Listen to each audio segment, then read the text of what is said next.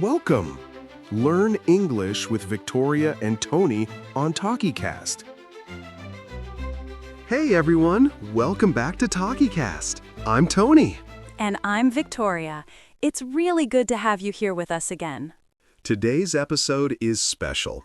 We're going to talk about something I really wish someone had told me when I first started learning English. Same here.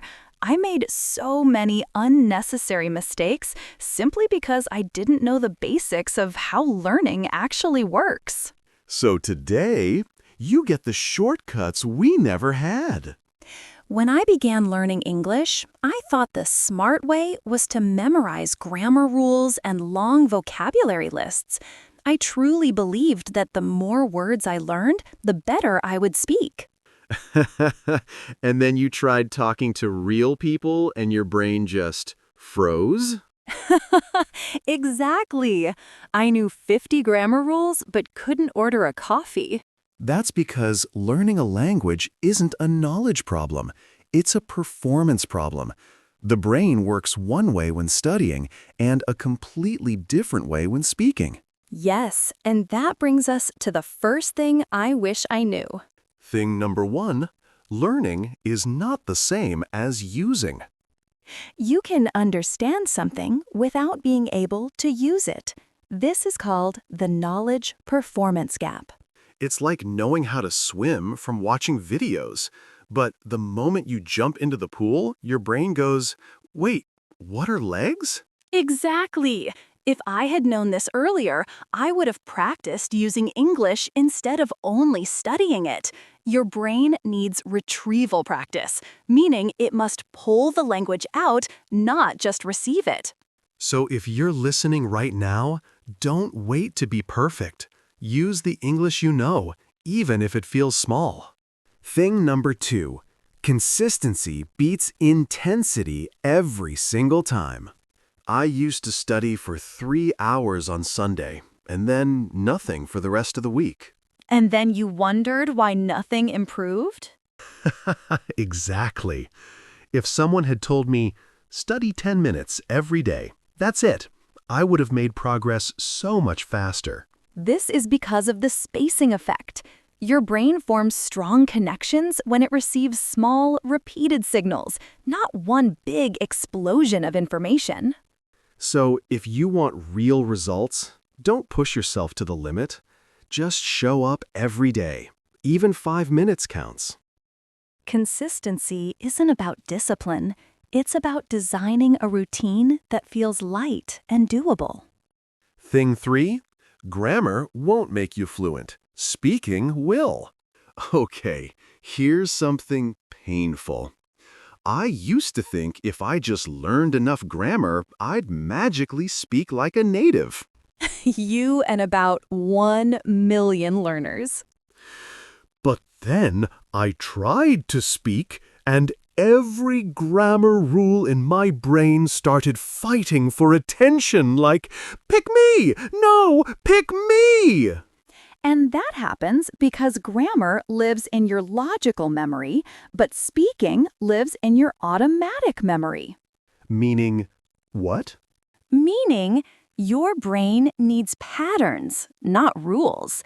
Real sentences, real chunks, real sounds. If someone had told me to speak first, even with mistakes, I would have sounded fluent so much earlier. Fluency comes from retrieval speed, not rule accuracy. Your brain must learn to grab language fast, even if imperfect. So remember, you don't speak better because you know more grammar. You speak better because you practice speaking. Thing number four, you don't need more words, you need the right words. I used to collect vocabulary like it was Pokémon.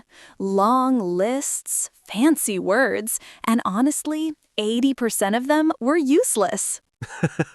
Yeah, words like photosynthesis, melancholic, but you can't say, can you repeat that? Exactly. What I really needed was functional language, chunks that help you survive real conversations. You don't need 5,000 words. You need about 150 powerful phrases you can use automatically. This is called chunking. Your brain likes remembering groups because it reduces mental effort. So instead of learning vocabulary lists, learn phrases like, I'm not sure, but I think. Can you say that again? Let me see if I understand. These short phrases will boost your fluency more than 300 individual words ever could. Work smart, not hard, right? Exactly. Thing 5. Stop waiting for confidence. Confidence comes after you start. You know what I wish I knew sooner? Confidence doesn't come before speaking. It comes from speaking. Yes. Most learners think, I'll start speaking when I feel ready. But psychologically, it works the opposite way. What do you mean? Your brain builds confidence through exposure. Every time you speak, even for 10 seconds, your brain gets a message. I can do this. That message is how confidence is built. I used to wait for the perfect moment, perfect sentence, perfect grammar. Perfection is the biggest enemy of progress. If someone had told me to just start small, say a few sentences a day, I would have stopped being afraid years earlier. Don't chase confidence. Chase tiny actions because those actions create confidence naturally. So, the 5 things I wish I knew before learning English. 1. You learn faster when you enjoy the process. 2. Listening is the real foundation. 3. Grammar doesn't create fluency, speaking does. You don't need many words, you need the right words. 5. Confidence is built by taking action, not waiting for it. If you remember just these 5 things, your English journey will be 10 times easier, less stressful, and, honestly, more fun. Thank you for spending your time with us today. We hope these tips help you learn smarter, not harder. And if you enjoyed this episode, don't forget to subscribe, share it with a friend, and of course, keep practicing every day.